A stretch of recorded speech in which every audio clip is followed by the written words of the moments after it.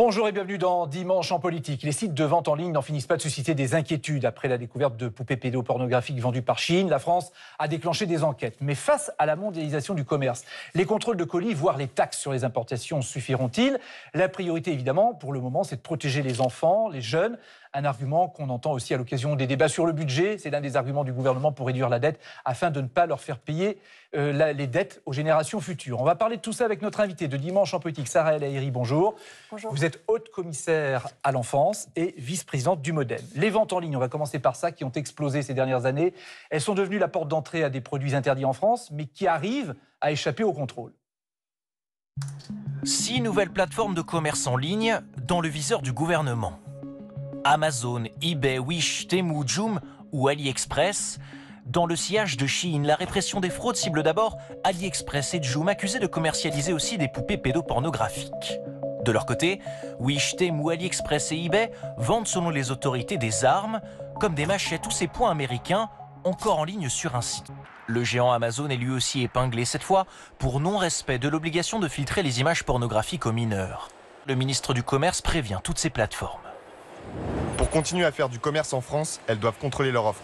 Sinon, elles prendront le risque d'être suspendues. On est en train de faire le ménage. Le ministre doit recevoir ses homologues européens fin novembre pour discuter de l'impact de ces plateformes. De son côté, eBay assure œuvrer sans relâche pour empêcher la vente d'objets interdits sur sa plateforme. Des procédures qui interviennent après la polémique Chine. Malgré le report de l'ouverture de 5 magasins dans les BHV en France, les manifestations d'opposants se poursuivent. Valérie, face aux plateformes, finalement, est-ce qu'il n'y a pas quand même un constat d'impuissance des pouvoirs publics? Il n'y a plus d'impuissance. Il y en a eu beaucoup trop longtemps. Mais il n'y a plus d'impuissance, pourquoi? Parce que cette fois-ci, il s'attaque à nos enfants. Et le rapport qu'on a vis-à-vis du devoir de protection des plus petits face à des pédocriminels. Parce que, typiquement, sur les plateformes, qu'est-ce qui a créé le scandale? Le fait de retrouver des poupées au corps d'enfants, qui sont faites pour être violentées, abusées. Et pourquoi c'est si grave? Pourquoi ce n'est pas de la pornographie?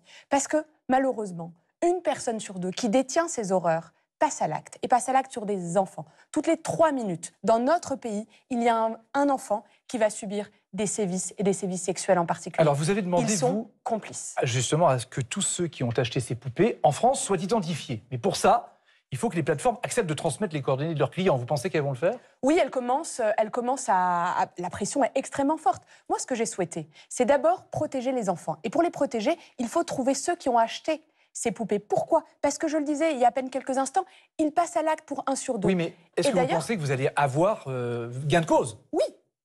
Vous dites que ça commence à remonter. Soit par la volonté, soit par la force. La force sera la justice. Et il se trouve que déjà aujourd'hui, un certain nombre de plateformes ont fait savoir qu'elles allaient donner les coordonnées de leurs acheteurs bien sûr à la justice qui est saisie. Mais surtout, la justice poursuivra chacun de ces acheteurs. C'est ça mon combat. Chacun des acheteurs devra en réalité rendre des comptes. Vous dites aujourd'hui ça avance, ça vraiment... Ça avance et la preuve, on en a déjà trouvé des acheteurs. On en a trouvé, on en a déféré. Beaucoup. Et on a enclenché des enquêtes sociales. Pourquoi? Parce qu'il y a des enfants autour de ces acheteurs. Et ces acheteurs, ce n'est pas des acheteurs d'accessoires. C'est quel profil? Sont des pédocriminels. Alors malheureusement, vous en avez de tous les milieux sociaux. Vous en avez malheureusement de tout âge. Et souvent, c'est ce que nous sommes en train de voir et de prouver, il y a, quand on saisit ces poupées absolument abjectes, il faut nommer les choses, des objets pédocriminels, on trouve des vidéos, on trouve des photos de violences, de viols, excusez-moi, on est dimanche, mais d'horreur faite sur des enfants. Ça a commencé par Chine, on l'a vu, il y a d'autres sites concernés, la liste s'allonge, ça risque de demander du temps. La liste s'allonge encore? La liste s'allonge, et tant mieux. Et tant mieux, parce que finalement, aujourd'hui, il y a d'autres plateformes et on trouve d'autres horreurs. Une plateforme qu'on a tous sur notre téléphone quasiment, puisque c'est plutôt une grande réussite, Vinted, qui va mettre, j'ai saisi l'Arcom il y a à peine quelques heures encore, pour dire à quel point, aujourd'hui, quand il y a des enfants ou des adolescents, il y a des prédateurs. Et donc ces prédateurs, ils ont fait quoi cette fois-ci? Ils ont utilisé des ventes d'objets assez classiques et finalement, ils renvoient vers des sites pornographiques. Il faut prendre conscience. Mais là, vous nous révélez, grosso modo, qu'il y a Vinted qui est aussi pointé du doigt. Et j'ai saisi l'Arcom immédiatement parce qu'ils ont des responsabilités. Ah ben, j'ai saisi pour le coup, j'ai saisi les autorités de régulation et l'obligation qu'ils ont, c'est quoi? Bien sûr de retirer. Mais moi, ça ne me suffit pas de retirer. On va être très clair et très honnête. On ne va pas jouer au chat et à la souris. Plus de 6000% de contenu pédocriminel ces 3 dernières années dans le monde. Plus de 780 000 pédocriminels en ligne. Et vous savez... Et les plateformes ont une responsabilité centrale. Total. Je vais vous donner un exemple très concret. Quand vous exploitez sexuellement un enfant ou une jeune fille dans le cadre de la prostitution des mineurs, sur laquelle on lutte, qui on condamne? L'hôtelier qui a fermé les yeux, celui qui a abusé de l'enfant, mais aussi le proxénète. Eh ben, c'est exactement la même chose. Vous avez un proxénète, vous avez malheureusement celui qui a imaginé cette horreur et produit, et il faut aller chercher ceux qui ont fabriqué ces objets. Mais surtout, encore une fois, l'obsession, elle est où? Elle est de retrouver les personnes qui ont acheté pour protéger les enfants qui sont à leur entourage et aller demain interdire que ces hommes se retrouvent avec nos enfants, soit dans des colos, Vous pensez que les interdictions instances... des plateformes, ça peut arriver? Vous y bien croyez sûr. vraiment? Ah mais oui, mais pour une raison toute simple, il y a deux manières. Soit on les tape à la fermeture, soit on les tape au portefeuille. Il se trouve que l'Arcom a ces deux opportunités-là et ces deux puissances-là, mais Elle doit les utiliser. Mais détournons pas le regard. Il faut aller chercher celui qui a acheté et celui qui risque demain d'abuser des enfants. 400 000 enfants sont pris en charge par l'ASE, l'aide sociale à l'enfance, qui est gérée par les départements, qui leur consacre 12 milliards par an. Et au moment du congrès des départements de France, cette semaine à Albi, une enveloppe de 550 millions d'euros de prêts a été débloquée pour construire des places d'hébergement nouvelles. Hier, des rassemblements ont eu lieu dans plusieurs villes de France pour rappeler que 160 000 enfants, par exemple, sont victimes de violences sexuelles. Emmanuel Macron avait décrété l'enfance grande cause nationale. Est-ce que vous avez l'impression que ça suit ? C'est notre grande cause, bien sûr, parce que tout ce qu'on fait, on le fait pour les enfants. Mais il y en a qui sont dans une vie, dans un moment plus dur que les autres. Et c'est les enfants pour qui on doit la plus grande des protections. Vous imaginez ce que ça signifie de se retrouver sous la puissance, sous la protection de l'État et de ne pas être à la hauteur? Parce que les départements qui gèrent l'aide sociale à l'enfance, on sait aujourd'hui, c'est factuel, que d'un département à l'autre, c'est pas la même qualité. On sait qu'il y a une crise majeure. Et comment on aide? Comment on répond? D'abord, moi je crois, en se disant une chose, il faut aider les parents avant que le drame arrive. Avant. De protéger les enfants tout au long de leur vie pour éviter ces ruptures de parcours. On trimballe des enfants d'une maison, d'un assistant familial à un foyer, d'un lieu, d'une école à l'autre. Et ils subissent malheureusement ces ruptures comme des cicatrices à chaque fois. Une autre affaire. Récemment, à Paris, des animateurs de centres de loisirs ou d'activités périscolaires ont été mis en cause pour abus sexuels et mauvais traitements sur enfants. Est-ce qu'il y a un problème de formation des encadrants ou de choix d'embauche des encadrants?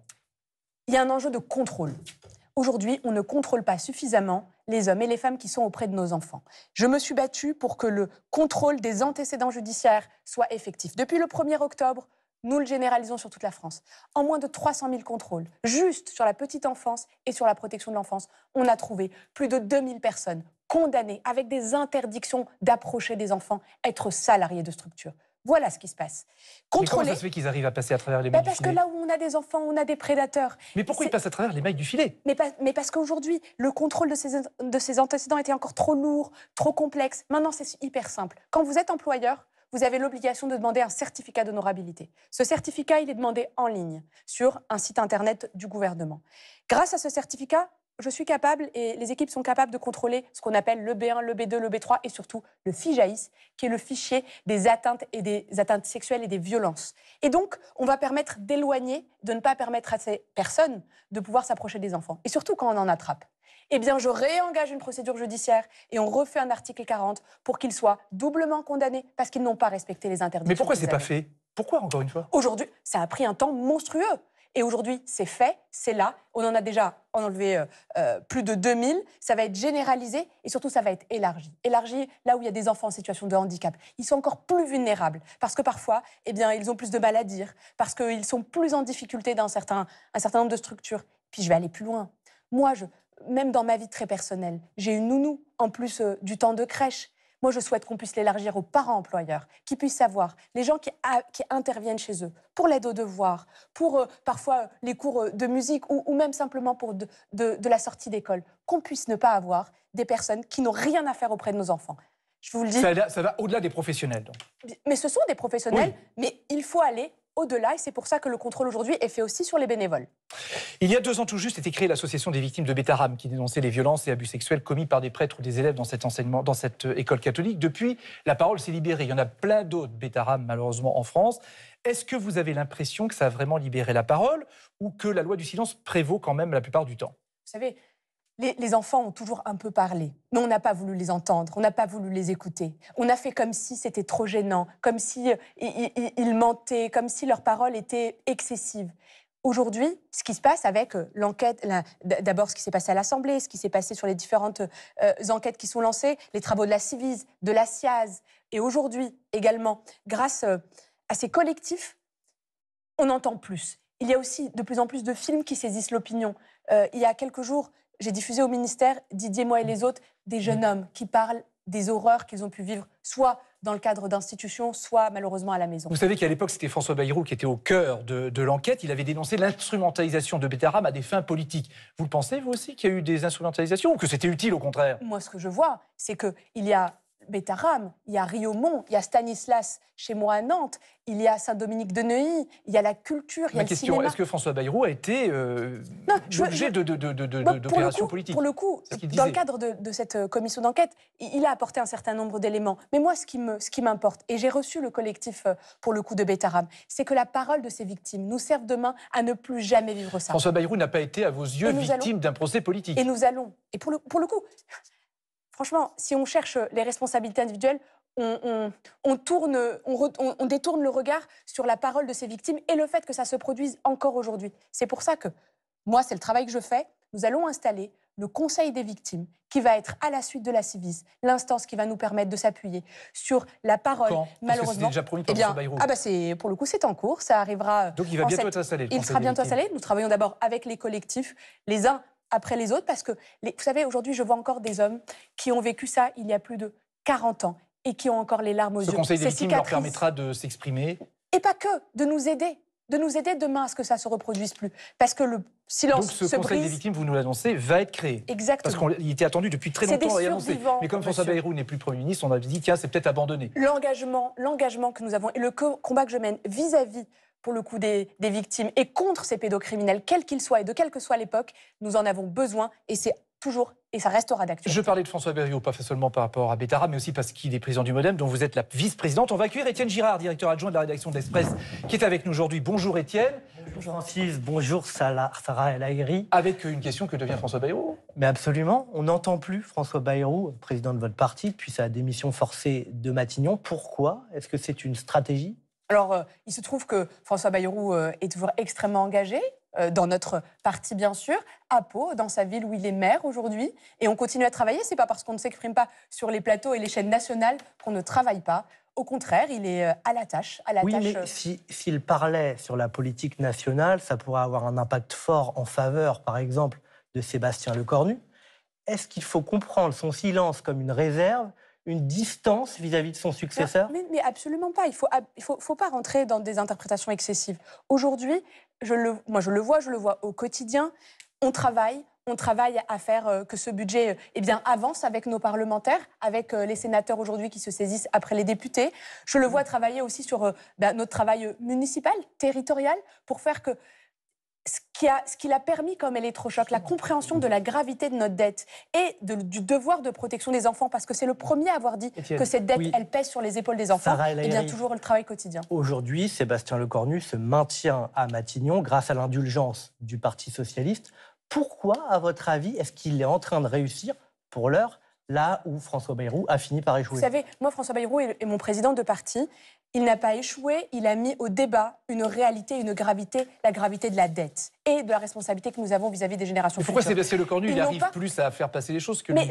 Pour le coup, Sébastien Lecornu, il a été mon ministre de tutelle. C'est un très bon Premier ministre qui a la capacité, et il avait fait déjà à l'époque avec la loi de programmation militaire, j'étais à ses côtés, de construire et de bâtir quelque chose. On le fait toujours grâce au travail de son prédécesseur. Il a largement modifié le plan budgétaire de François Bayrou. Mais parce qu'il est profondément parlementaire, monsieur, aujourd'hui. En disant « je n'utiliserai pas le 49.3 », il dit quoi? Il dit aux parlementaires, députés et sénateurs, bâtissez ce consensus. Faites que ce budget puisse aboutir. Moi, je vois les conséquences de ce budget sur des choses très concrètes. Congé de naissance, oui, enfin voté. On rallonge pour les parents à la naissance d'un enfant. Les crèches revalorisées. Mais François Bayrou aurait pu le faire, ça aussi, s'il avait créé notre méthode. Non, mais il n'a pas dit, par exemple, j'arrête le 49.3. Non, encore une fois, il l'a proposé. Et quand il fait ce moment de confiance et qu'il demande la confiance sur l'état de la dette, eh bien, les parlementaires ont détourné le regard. Nous en avons pris acte, il en a pris acte, mais ça ne veut pas dire que son combat n'était pas juste. Il était courageux et il était vrai. Merci Étienne. Vous avez été ministre, vous l'avez évoqué un peu finalement, en charge du SNU, Service National Universel, que Sébastien Lecornu a enterré. Vous le regrettez ? Une étape à mon avis, qui est aussi due à la réalité budgétaire. Oui, ça me fait de la peine parce que j'ai vu ces jeunes s'engager dans le monde associatif, s'engager aussi dans le monde plus patriote, dans la Plus mémoire que de la de nos peine, est-ce que armées. vous pensez que c'est une occasion ratée d'avoir fait quelque chose de C'est nouveau ? une occasion décalée, j'en ai la conviction. Mais je suis sûre que ce service national universel qui a rencontré, qui a réuni des gens qui ne se voyaient jamais, des jeunes de milieux différents, des jeunes en situation de handicap et des jeunes absolument déjà engagés dans la vie citoyenne, ça a créé cette cohésion sociale dont on a Alors, besoin. est-ce qu'il faudrait un service militaire volontaire, par exemple En réalité, ils sont complémentaires, puisque le SNU... Non, mais est-ce que vous... Ben oui, mais il n'existe plus, il n'existera plus.